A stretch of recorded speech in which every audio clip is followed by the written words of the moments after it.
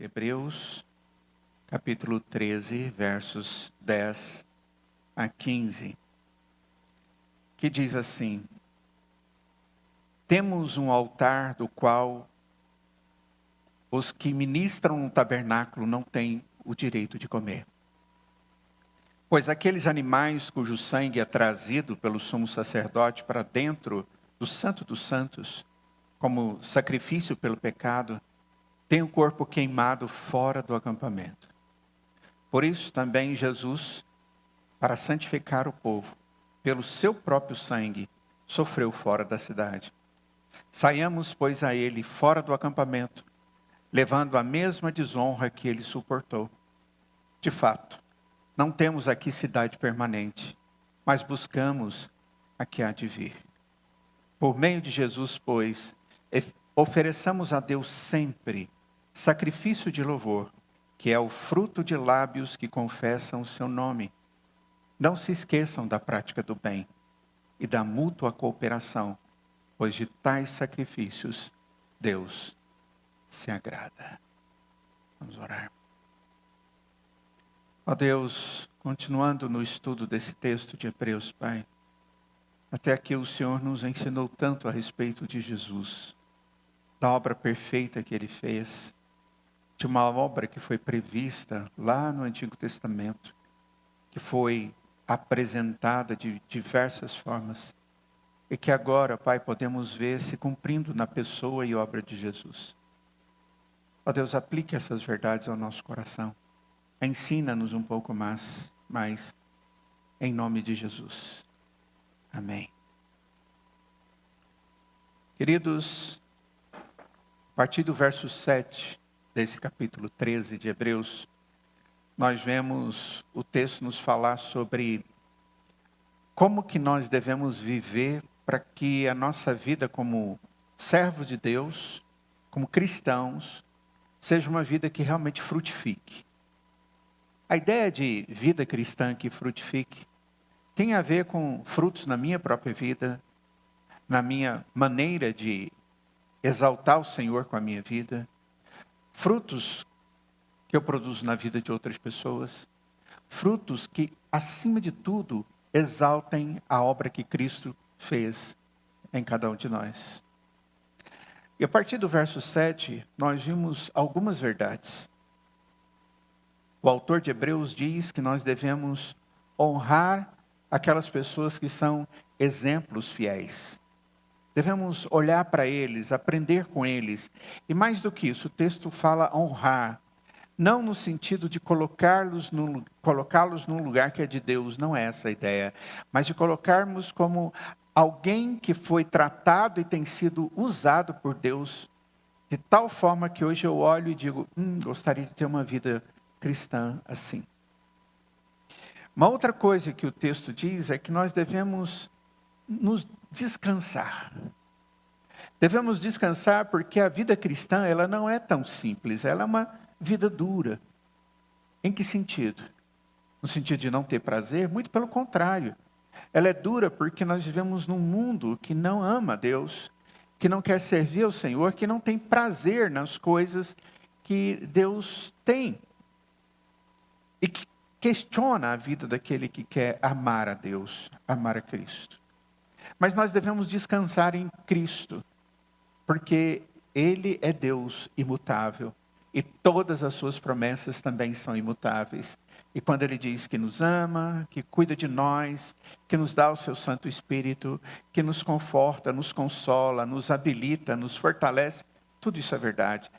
E quando nós cremos nesse Deus, apesar das dificuldades, a nossa alma tranquiliza. E por último, nesses versos, até o verso 9, o texto nos mostra que devemos permanecer firmes na suficiência da graça de Deus. Graça é aquele favor de Deus concedido a nós. É o ato de Deus que vem a nós e nos dá presentes espirituais para a nossa vida espiritual, para a nossa vida cotidiana, nossa vida diária. E isso é algo tão maravilhoso que deve nos alegrar. E mais do que isso, nos convencer e nos constrangir a permanecer fiel ao Senhor. Talvez em alguns momentos da sua vida você já teve a oportunidade consciente de dizer: eu faço isso ou eu não faço isso. E conscientemente você disse para você: olha, a escolha A é ruim. Ela é ruim porque é muito claro o que Deus tem ensinado para mim. E se Ele tem dito que não é legal, não é bom, certamente isso não vai fazer bom para a minha vida. Seja lá o que for. Mas você tem a opção B e você diz: mas eu gosto disso. Isso é tão interessante, traz tantos sentimentos, tantas alegrias. E é exatamente naquele momento em que você é suprido pelo Senhor e conduzido por Ele, você tem a capacidade de dizer: não, peraí, antes eu vivo para a glória de Deus. E Deus vai me abençoar e trazer alegrias que verdadeiramente são autênticas. Nós vimos até aqui. Irmãos, a nossa estabilidade cristã, como crentes verdadeiros, como cristãos verdadeiros, ela nunca vai brotar ou nascer pelo fato de eu ser uma pessoa carismática. Ou seja, a minha vida cristã estável, como um cristão dedicado e cuidadoso, não tem a ver com a minha habilidade de conviver com as outras pessoas, de ser alguém assim. Caso contrário, qualquer bom comunicador seria alguém que teria uma estabilidade cristã. Isso não é verdade. A nossa estabilidade cristã também não nasce das tradições religiosas nossas. Nós temos o hábito de fazer isso, e orar tantas vezes, de ler a Bíblia tantos segundos, tantos minutos, fazer aquilo e fazer aquilo outro. E a Bíblia vai nos mostrar que a nossa vida cristã, estabilidade, fortaleza na vida cristã, não está relacionado a esse comportamento, entre aspas, que eu gero para mim mesmo, de religiosidade. Porque Deus não quer simplesmente atos de aparência, Ele quer coração. Ele quer atos de espiritualidade, mas Ele não deseja religiosidade vazia. Deus não quer simplesmente que eu tenha a minha espiritualidade baseada em arrepios, em experiências espirituais. Se você está buscando isso no Senhor, e somente isso, saiba que você vai encontrar muito mais do que isso. Contudo, Deus não nos dá estas experiências para que a gente emocionalmente sirva a Ele. A sua vida não pode estar baseada em experiências, porque em alguns momentos as experiências da nossa vida não são fáceis, são difíceis. E não é incomum diante da experiência difícil você dizer: Deus, o Senhor parou de me ouvir? O Senhor não é poderoso para fazer diferente na minha vida? Como nós somos pequenos. O que nós vamos ver aqui nesses 5 versos, do 10 a 15, é o autor aprofundando essa exortação, mostrando como que a verdadeira gratidão a Deus, vida com o Senhor, tem a ver muito pelo contrário, com uma separação do sistema religioso, sem Cristo. Não adianta você ter religiosidade, mas não ter Cristo no meio disso. Intimidade com Cristo. Isso é religiosidade vazia. Para viver como grato na presença de Deus, eu tenho que ter uma identificação, mas uma identificação que venha de Jesus.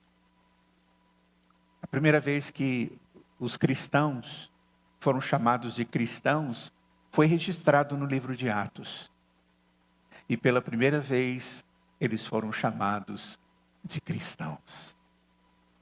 Você lê e de repente fala assim: é um dado histórico muito interessante. Mas é muito mais do que um dado histórico. A palavra cristão, no seu sentido grego original, significa pequenos cristos. Pessoas que têm aparência do Deus que eles adoram, a Cristo. Quando nós somos identificados pela presença e aparência de Cristo na nossa vida, isso vale a pena. É exatamente isso que Deus quer. Deus quer que nós perseveremos em meio ao desprezo. Deus quer que nós perseveremos na nossa adoração contínua a Ele. Mas como isso é possível? O texto vai falar de forma, às vezes, não muito fácil de compreender. Mas quando os olhos são abertos, é muito interessante compreender. A primeira coisa que o texto fala é a respeito de algo que ele chama de altar. O altar verdadeiro. E ele vai nos mostrar que o altar verdadeiro não é uma mesa, uma lápide, ou alguma coisa de pedra, ou coisa dessa natureza. O altar é Cristo. É muito interessante, na igreja cristã, protestante, depois da reforma, você não vai encontrar mais altar. Não é verdade? Você vê púlpito, local de proclamação do evangelho, mas não existe mais altar. Sabe por que não existe altar? Porque o altar é uma expressão veterotestamentária. Era o maior lugar dentro do tabernáculo. Era o lugar de sacrifício. O sacrifício já foi feito. Nós não precisamos mais de altar. Nós precisamos proclamar o Deus que se deu no altar em nosso lugar. Então nós não fazemos mais um sacrifício. Nós prestamos culto a Deus. Então o altar não existe mais. Não é necessário, porque o sacrifício de maneira definitiva já foi feito. Olha só o verso 10 do capítulo 13. Começa assim: temos um altar do qual os que ministram no tabernáculo não têm o direito de comer. Temos um altar. Pastor, mas o senhor acabou de falar que nós não temos altar. E agora o texto diz, temos um altar. Quando ele diz temos um altar, ele está falando algo que é diferente daquilo que acontecia até aquele momento. Aquilo que significava altar, que era o sacrifício de animais, que apontava para o sacrifício de Cristo na cruz, aquilo já aconteceu. Mas agora quando ele diz temos altar, ele diz temos um sacrifício. Nós temos o sacrificado que é Cristo. E nós temos a motivação para adorá-lo, como aquele que ressuscitou e está vivo à direita de Deus Pai. Isso, irmãos, é extremamente significativo para os judeus convertidos ao cristianismo naquela época. Lembrem-se, aqui na carta aos Hebreus, a carta é escrita aos hebreus, aos judeus convertidos. Aqueles que viram o Senhor Jesus no meio deles, pregando, fazendo milagres, sendo morto, ressuscitado. E eles creram em Jesus como a salvação. E eles se tornaram a igreja cristã. O povo de Deus. A continuação daquilo que Deus vinha fazendo desde o início no seu ato criacional. Só que quando os judeus no Antigo Testamento, e até aquele momento, olhavam para o templo de Jerusalém, eles olhavam para os sacerdotes que dirigiam o culto ali naquele lugar, que via os sacrifícios sendo feitos em grande quantidade durante todo o período de dia. E todas essas coisas eram o centro da comunhão deles com Deus. Aquilo simbolizava eu adorando a Deus, fazendo isso, reconhecendo que o meu pecado gera sangue, e sem o sangue não existe remissão de pecados. Alguns olhavam para o cristianismo, que agora diz não é mais necessário, porque o que tinha que ser feito já foi. Mas eles olham para o cristianismo como algo inferior.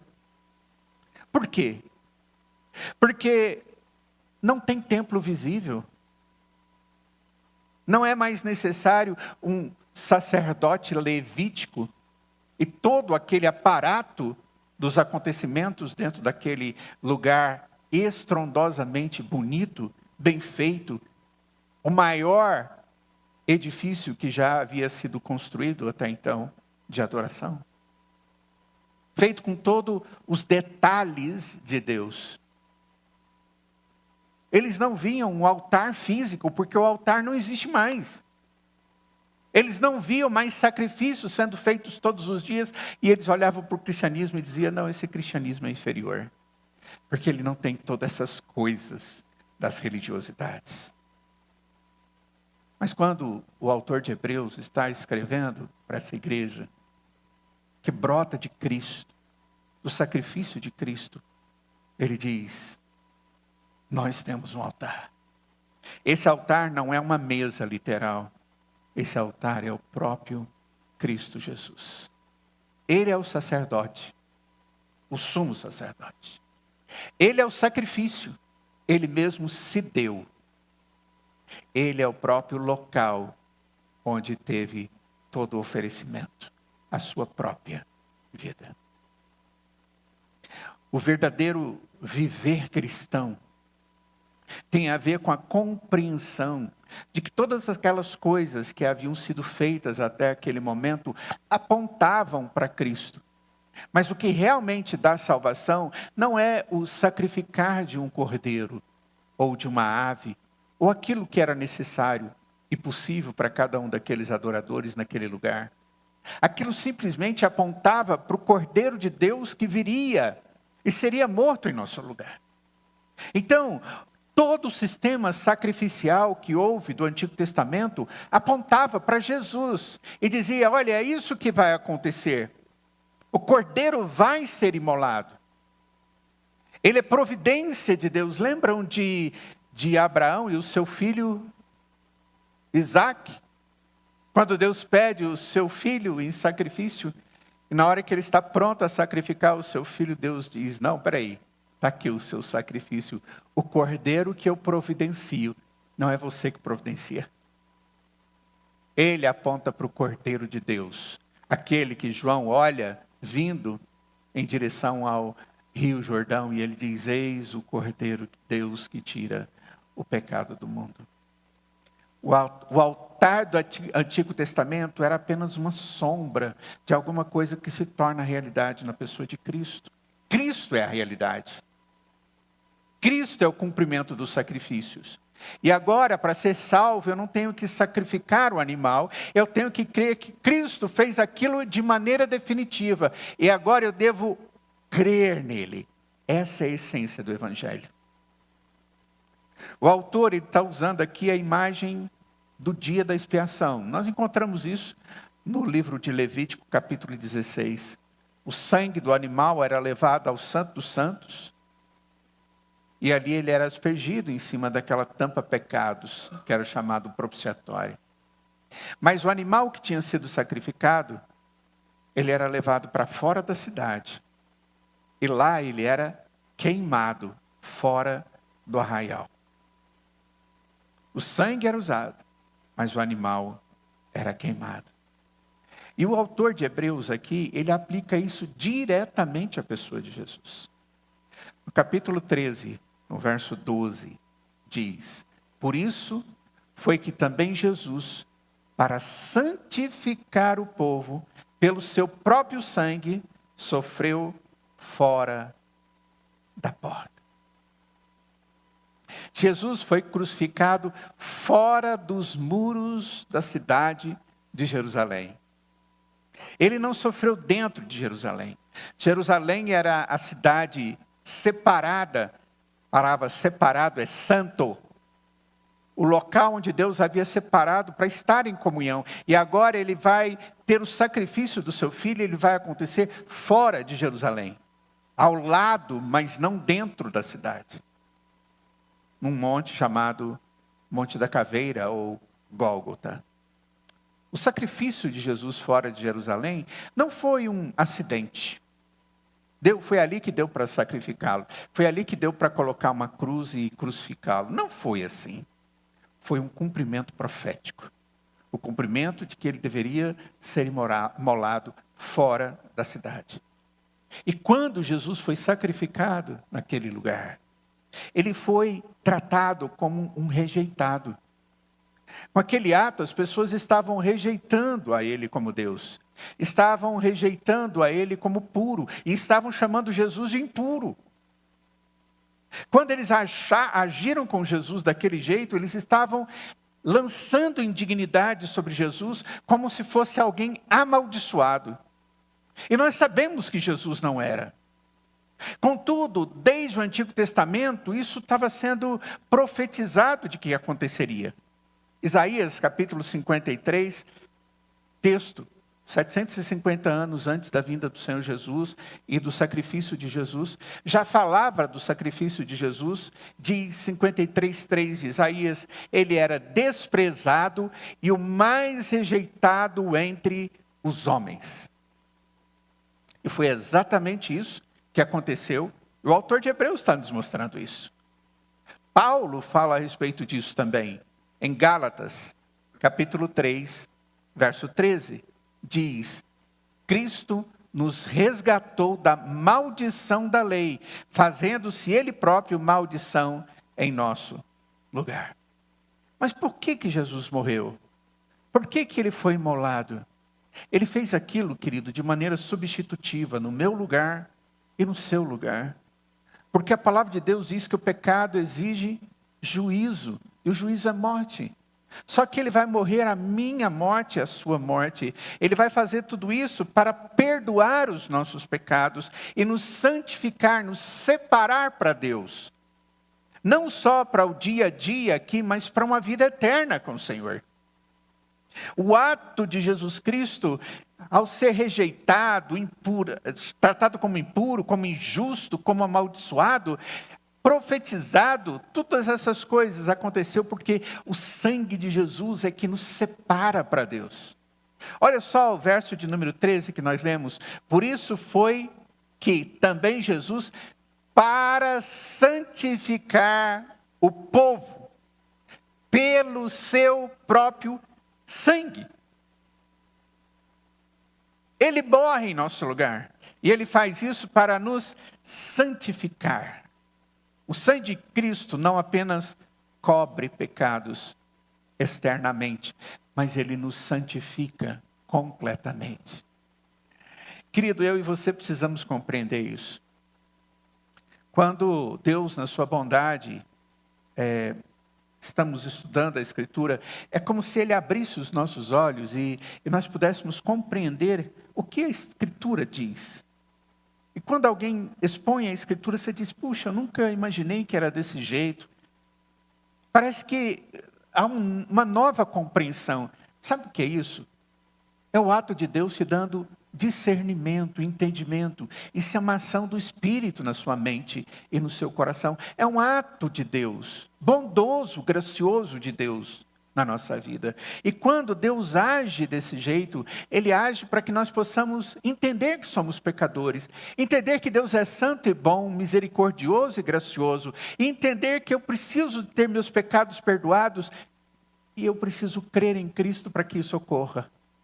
E Deus concede-me entendimento do que significa crer em Jesus. Mas por que Deus faz isso? Deus faz isso porque Ele quer me santificar. Ele quer me salvar e Ele quer me santificar. Quando eu conheço a Jesus e entrego a minha vida para Jesus, eu entrego a Jesus a minha vida do jeito que ela é. Do jeito que eu estou. Trazendo na capanga todas as minhas manias, os meus erros, as minhas mazelas, os meus pecados. Quando eu chego na presença de Deus, eu não tenho um negócio para fazer com Ele, digo: olha, eu tenho aqui muitas coisas boas, então o Senhor me aceita e eu te dou isso. Claro que não. A única coisa que eu tenho para oferecer para Deus são os meus pecados que precisam ser perdoados. Quando você se aproxima do Senhor, não seja arrogante, seja humilde, porque nós precisamos desesperadamente dEle. Ele não precisa de nós, mas nós precisamos dEle. Eu sou pecador e preciso ser perdoado. E quando nós chegamos na presença dEle com o nosso saco cheio de pecados, a nossa vida comprometida com várias coisas, Deus age no nosso coração, nos dando entendimento. Ele pega tudo aquilo que faz parte da sua história e da minha história e diz: o meu filho morreu na cruz por causa de você, o sangue dele te perdoa. Você está crendo? Creio. Você está perdoado. E Jesus diz que quando Ele faz isso, quando Ele morre e usa o seu sangue, Ele nos salva, mas Ele também nos santifica. Eu não sou santificado para ser salvo, mas Deus me salva, Ele gera fé no meu coração, para que Ele possa me santificar, para que Ele possa me fazer servo, segundo a bondade dEle. Ninguém é santo sem crer em Jesus. Por isso eu preciso crer em Jesus e dedicar a Ele a minha vida. e reconhecer toda essa mensagem do Evangelho. E aí Deus vai me santificar. E mais uma vez eu faço vocês lembrarem que a palavra hagios, santificar, significa separado. O sangue de Cristo cobre os nossos pecados, perdoa os nossos pecados, mas Jesus quer ir além, Ele quer purificar definitivamente as nossas vidas. Só que isso não é assim. É um ato contínuo de Deus na minha vida. Qual vida? Aquela vida que eu chego diante de Deus e digo: Senhor, toma minha vida, cuida de mim. Faz de mim um dos seus. Tem misericórdia de mim. Nós cantamos uma música agora mesmo aqui. E nem se eu tivesse pensado antes, talvez eu lembraria dessa música, mas ela estava na liturgia. E o texto fala de entrego a ti. Lembram? Cantamos agora mesmo? A música diz: olha, eu estou aqui, eu estou entregando ao Senhor toda a minha vida. Para quê? Para que Deus seja o Senhor da minha vida. Aquele que faz a minha história, escreve os meus dias. Isso já havia sido dito aqui nessa carta aos Hebreus, no capítulo 10, verso 14, que diz assim: porque com uma única oferta aperfeiçoou para sempre os que estão sendo santificados. Como única oferta aperfeiçoou para sempre os que estão sendo santificados. O texto se refere exatamente ao que o capítulo 13, verso 10, nós lemos aqui agora. Isso é a essência do Evangelho, irmãos. Isso é a essência da palavra de Deus que faz diferença na vida dos homens. Cristo sofreu no lugar do seu povo. Ele levou a nossa culpa. Ele suportou a nossa vergonha. E Ele fez isso tudo para nos reconciliar com Deus eternamente. Por isso o autor de Hebreus, no verso 10, diz: nós temos um altar. É por isso que ele diz: não existe outro altar, existe um altar, ele chama Jesus. Não existe outro caminho, Ele é o único caminho. E Jesus chega a dizer que Ele é o caminho, a verdade e a vida, o único. Ele é o sacrifício que foi feito uma única oferta, uma única vez, mas de forma definitiva. Não existe outro sacrifício. Existe a necessidade de fé e vida na dependência do Senhor.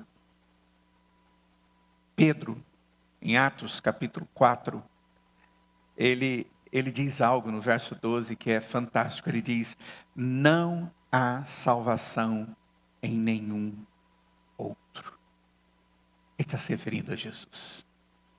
Se você está buscando sentido para a sua história, para a sua vida, perdão dos seus pecados, paz, alegria, esperança, para hoje e eternamente, não existe salvação em outro, a não ser em Cristo Jesus.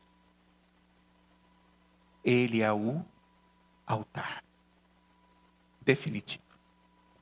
Segunda coisa que o texto nos mostra de maneira bastante clara é que o cristão aqui, ele é chamado para sair para fora do arraial, com Cristo, do mesmo jeito que Cristo. Nós vemos isso no verso 13 e no verso 14. No verso 13 diz: saiamos, pois, a ele fora do arraial, levando o seu opróbrio. É muito interessante. Eu não sei se você já teve oportunidade de ir a Israel, especificamente em Jerusalém, mas o grande cemitério de Jerusalém é fora dos muros da cidade. Por quê? Porque era proibido pela lei de Deus que alguém fosse enterrado dentro da cidade. Por isso que o cemitério que está lá fora é o cemitério daquela época. Ele está lá fora porque ele não podia ser lá dentro. Até um grande questionamento que se tem de uma igreja que tem lá dentro da cidade antiga, dentro dos muros de Jerusalém que estão ali, existe uma igreja lá chamada Igreja do Santo Sepulcro. Já ouviram falar dela? Sabe a possibilidade da igreja do Santo Sepulcro ser o lugar onde Jesus foi enterrado? 0%. Por quê? Porque os judeus não enterravam os seus mortos dentro da cidade. Era lei. Quando o sacrifício era feito dentro do templo, o corpo daquele animal era posto para fora do arraial. Quando Jesus foi morto, ele foi levado para fora do arraial para ser enterrado. Querido, de uma certa forma, essa é a consequência prática do Evangelho. Se Cristo sofreu fora da porta, os seus discípulos também devem ir até ele, fora do arraial. O que significa, então, fora do arraial? No contexto imediato aqui do texto, o arraial representa o sistema judaico que rejeitou Cristo. Ou seja, ir para fora daquilo que era a lei, a religiosidade, aquilo que eles achavam que salvava. Mas não era aquilo que salvava, era aquilo que representava os atos dele, é que salvava. Aquilo tudo representava Cristo. É Cristo que salva, e não os contornos de um sacrifício humano. No contexto aqui, então, tudo tem a ver com Cristo Jesus. Muitos daqueles hebreus que haviam se convertido, eles sofriam pressão para voltar para o judaísmo. Os cristãos começaram a ser perseguidos, maltratados, enviados para locais onde haviam arenas, onde eles eram muitas vezes mortos por homens fortes ou por animais. Então, eles são pressionados para largar o Evangelho, a Cristo Jesus. Voltar aos antigos rituais, a segurança social do judaísmo daquela época, o conforto religioso, deixando a perseguição do cristianismo para trás. Mas o que o autor diz para esses cristãos novos, quando ele escreve essa carta aos hebreus, ele diz: saiam. Saiam do sistema religioso vazio. Pare de entender que é, ou pensar que é isso que te salva. Saiam da confiança nas cerimônias. Saiam da religião sem Cristo. Porque uma religiosidade sem Cristo, ela não te leva a lugar nenhum, a não ser te dar uma sensação de que alguma coisa está sendo feita, mas não está sendo feito nada aceitável na presença do Senhor. Queridos, hoje o princípio continua verdadeiro, sendo o mesmo. O cristão é chamado a abandonar, sair do arraial. Nós precisamos parar com essa religiosidade sem arrependimento, onde as pessoas cometem ou fazem alguns princípios ritualistas e depois eles praticam tudo de novo. No Brasil isso é muito comum, né? Nós temos uma festa chamada Carnaval, festa da carne. É uma festa que aponta para aquilo que é pecado mesmo. A intenção é essa. Se você não sabe, é essa a intenção. O rei é um indivíduo gordão, que não tem limites para bebida e nem para comida, que não tem domínio próprio, que demonstra que não tem nada que o domine. A rainha é uma mulher que exala sensualidade e sugestiona que coisas que não são justas ou corretas nesse período podem ser feitas. Porque, afinal de contas, tem um dia depois que eles chamam de cinzas. E eles acham que o ato da cinza é suficiente para perdoar todo o desvaneio que se fez naqueles dias. Isso é religiosidade sem Cristo. Isso é cristianismo falso. Isso não é verdadeiro. Nós não podemos viver tradição sem o Evangelho, sem Escritura. Aparência sem transformação. Quando Cristo entra no coração de uma pessoa, ela se torna nova criatura. A Escritura chama criação. É como se você fosse feito novo. E agora, essa novidade de vida apresenta Cristo através do seu coração. Jesus chamou os seus discípulos para saírem.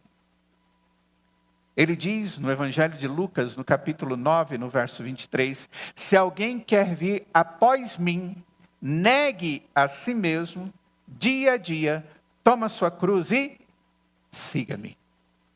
Deixa para trás. O que significa levar o opróbio de Cristo?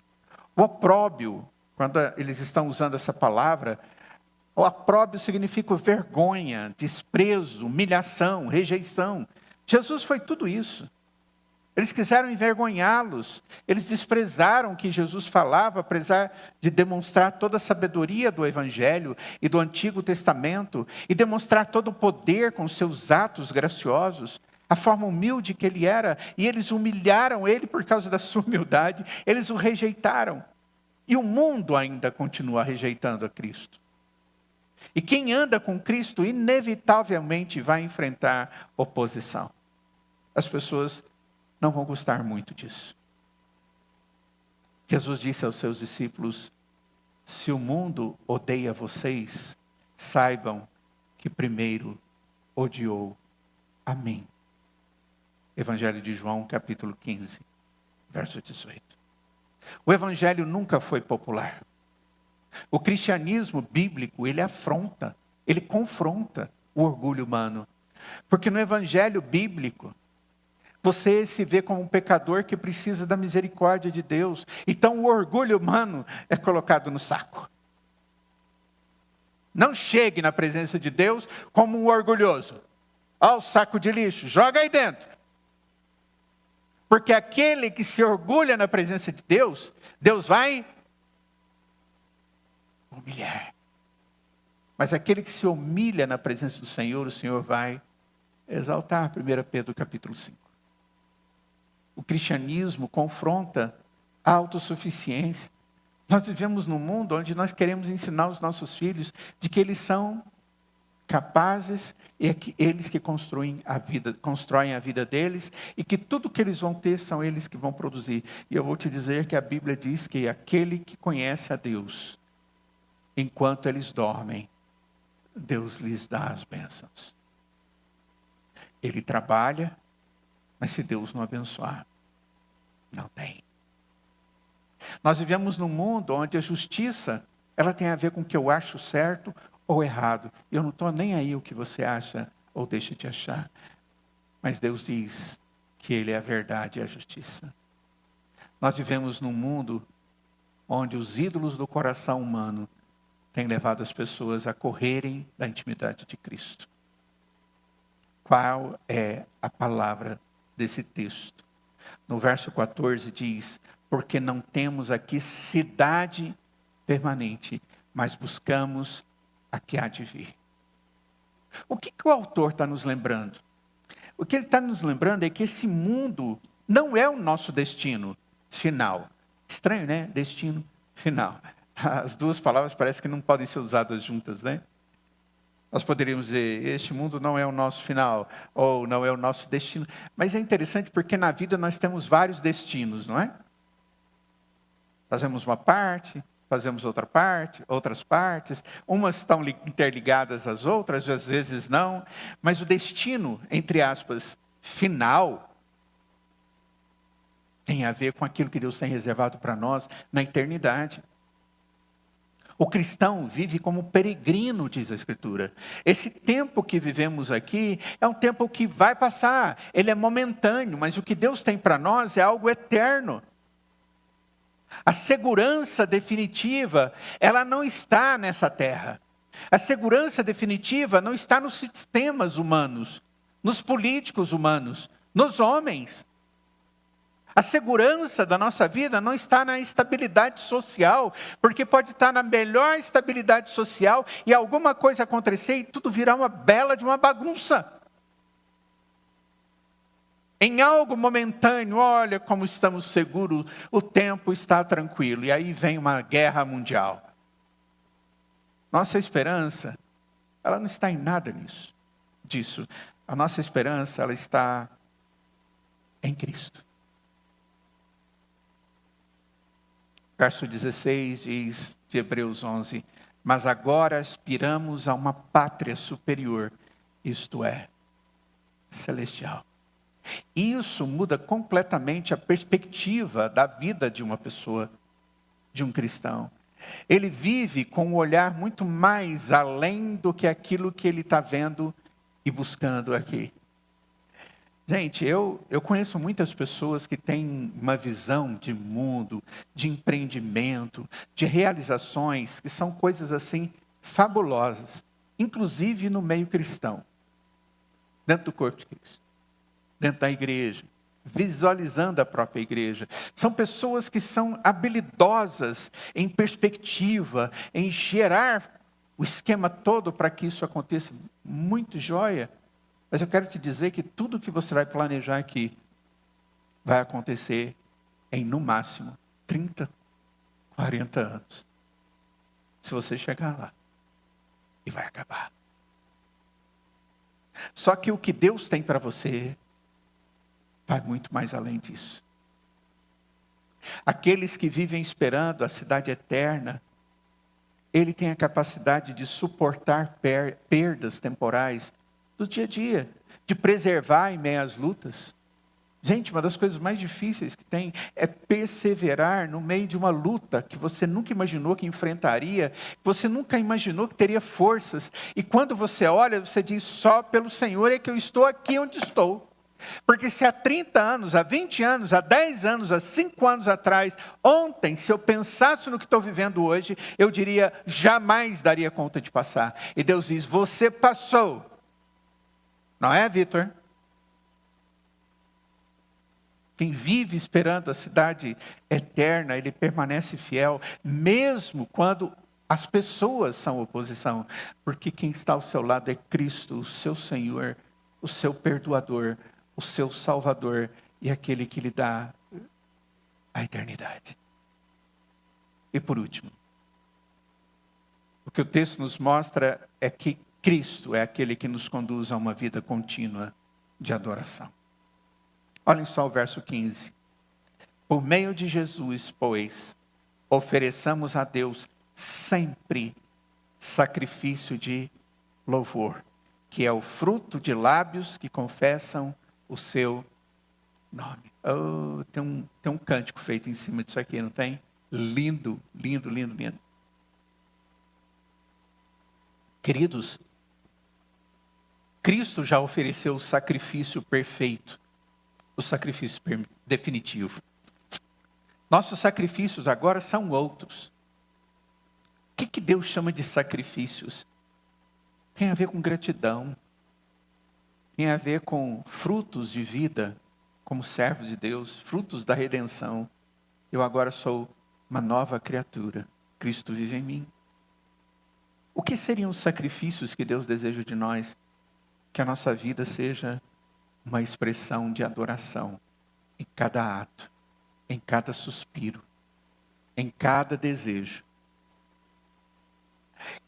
Sacrifício de louvor, irmão, é algo muito, muito grande e que às vezes nós nos limitamos no domingo, dando a ideia de que tem a ver só com isso, e não tem.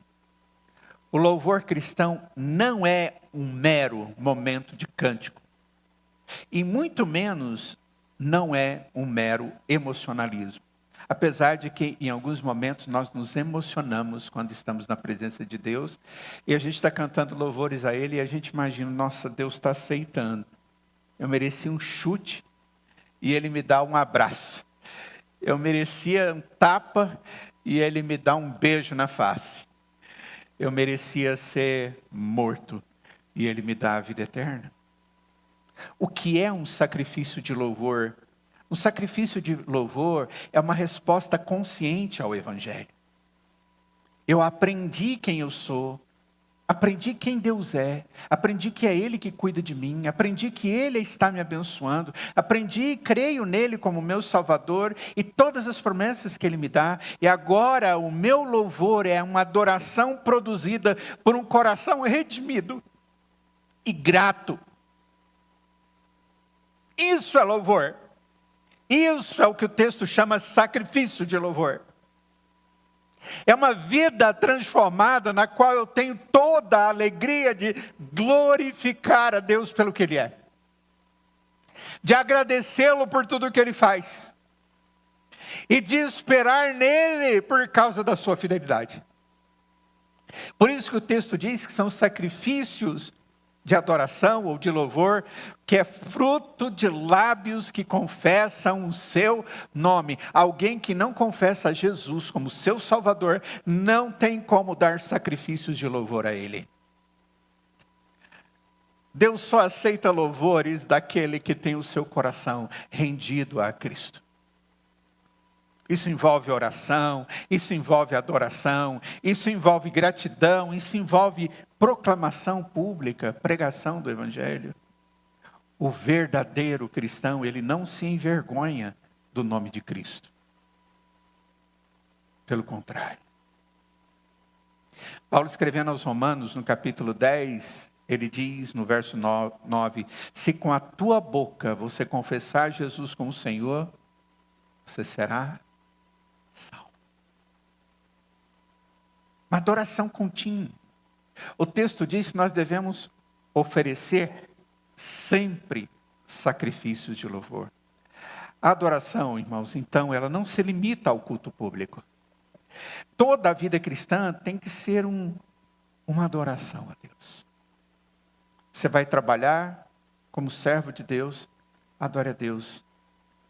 Você vai ser esposo, você vai ser marido, vai namorar a sua esposa, o seu marido. Você ainda não casou, mas tem uma namorada, uma noiva. Todo tempo adore ao Senhor com essa pessoa. Se você vai cultuar, cultue-o ao Senhor com alegria. A adoração é toda a nossa existência. Toda a vida cristã deve se tornar adoração, que é fruto de lábios que confessam o Senhor. O apóstolo Paulo, falando a respeito disso, em Romanos capítulo 12, ele disse que nós devemos apresentar os nossos corpos como sacrifício vivo, santo e agradável a Deus. Sabe quando o cristão adora a Deus? O cristão adora a Deus quando ele obedece a palavra de Deus. O cristão adora a Deus quando ele serve em nome de Cristo. Quando ele perdoa do mesmo jeito que ele foi perdoado. Quando ele persevera nos propósitos de Deus, não na sua força, mas nas do Senhor. O cristão adora quando ele vive para a glória de Deus. É isso que o autor está querendo mostrar àqueles crentes. Por isso, examine onde está a sua confiança. Você está confiando em quê? Na sua religiosidade? Nas tradições? Na aparência espiritual? Nos seus méritos? Afinal de contas, você é uma boa pessoa tão boazinha? Ou você está confiando em Cristo Jesus? Porque Jesus, se lembre, é o único altar suficiente. E o sacrifício já foi feito. Esteja disposto a ser identificado com Cristo. O Evangelho, ele sempre vai trazer oposição. Às vezes, isso acontece até dentro de casa. Às vezes, a oposição acontece no meio acadêmico. Puxa vida, vejo tantos jovens cristãos sofrendo no meio acadêmico por causa da fé em Cristo. Talvez essa oposição vai ser e vai acontecer de forma difícil na sua vida profissional, ou até mesmo na cultura que você vive. Mas o texto simplesmente diz: saiamos, pois, em direção a Cristo. A vergonha de Cristo é melhor do que a aprovação do mundo. Anota essa frase na sua mente. A vergonha de Cristo é melhor do que a aprovação do mundo. Moisés compreendeu isso. No capítulo 11 de Hebreus, pouquinho antes aí nesse texto, falando a respeito de Moisés, diz que ele considerou o opróbrio de Cristo por maiores riquezas. Viva como um peregrino. Nós estamos passando por aqui. O cristão não deve construir sua esperança definitiva aqui. Construa sua vida. Invista, trabalhe, ganhe dinheiro sim. Viva bem. Se Deus lhe der o bem e for só o que você necessita e nada mais do que isso, glorifique a Deus. Se é mais, que seja. Só que esse não deve ser o fim da sua vida. Tudo nessa terra passa. Saúde passa, eu estou bem. E amanhã eu posso não estar. Como é triste vermos pessoas jovens falecendo, conversando ali antes do culto, e falando de uma pessoa que faleceu. O irmão estava dizendo, olha, eu via ele direto lá e ficou doente e faleceu. Tudo nessa terra passa, dinheiro. Esse tem sido um dos maiores ídolos do mundo contemporâneo. Passa. Se você ficar doente, ele não compra aquilo que somente Deus pode te dar. Inclusive cura. Tudo nessa terra passa. Reconhecimento, as pessoas verem você, te dar uma tábua cheia do seu nome, te exaltar, ótimo. Mas o reconhecimento as pessoas esquecem. Estabilidade, é isso que você quer? Segurança, tudo isso passa. Mas a cidade celestial permanece para sempre. A graça de Deus é Deus quem mantém. Faça da sua vida um culto contínuo a Deus. Deus não deseja apenas palavras. Ele deseja um coração rendido. O meu e o seu coração. Nossa adoração a Deus, a nossa vida ao Senhor, deve ser no meu lábio, nas minhas atitudes, na minha generosidade, servidão, na perseverança da fé, na santidade. O que o texto nos mostrou? Ele nos mostrou 3 coisas. Que a nossa confiança tem que ser exclusivamente em Cristo, porque Ele é o nosso altar. Ele é o próprio sacrifício. Ele é o próprio sacerdote. E Ele é que ministra graça na sua vida. Segunda coisa, nós temos que nos identificar com a dedicação corajosa de Cristo Jesus.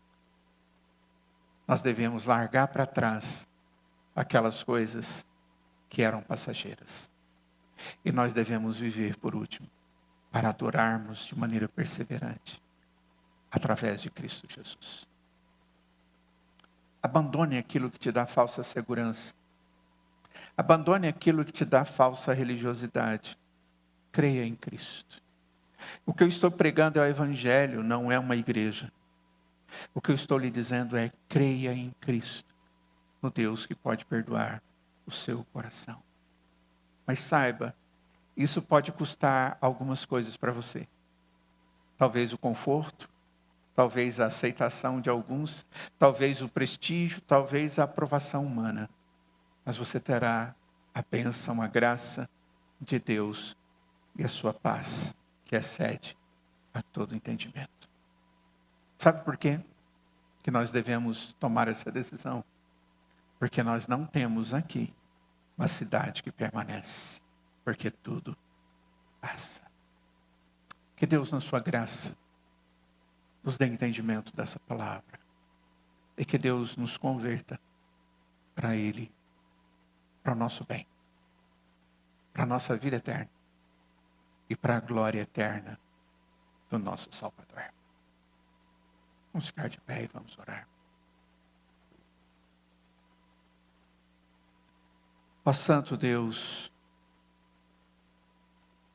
obrigado, Deus, porque o Teu Filho, de maneira definitiva, consumou tudo o que havia de ser feito para que pudéssemos ter perdão de pecados e vida eterna. Ó Deus, Jesus é a consumação. E nós te pedimos que o Senhor esteja convertendo nosso coração a Ti a cada dia. Que o Senhor esteja fazendo de nós verdadeiros adoradores ao Senhor em todo o tempo. Que o Senhor tenha misericórdia de nós, ó Pai, e não permita que estejamos tentando conciliar a graça e a bondade do Senhor com coisas que o Senhor não quer e não gosta. Converta o nosso coração ao Senhor, Pai. Continue a tua obra e nos santifique. Se há entre nós pessoas que estão ouvindo pela primeira vez com o coração esta mensagem, apesar de já tê-la ouvido em outro momento, que o Senhor aplique no seu coração, na sua mente, na sua vida. Que isso seja para o bem dessa pessoa e para a glória do teu nome.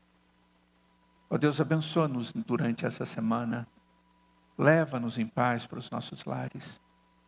Ó Deus, edifica a tua igreja e fortalece o teu povo. Nós te pedimos isso, Pai, e nós te agradecemos por causa dos méritos do seu Filho. E é em nome de Jesus que nós oramos e imploramos que a graça do Senhor Jesus, que o amor de Deus o Pai, que a comunhão e as santas consolações do Espírito Santo de Deus estejam sobre cada um de nós hoje e para todos sempre. Amém.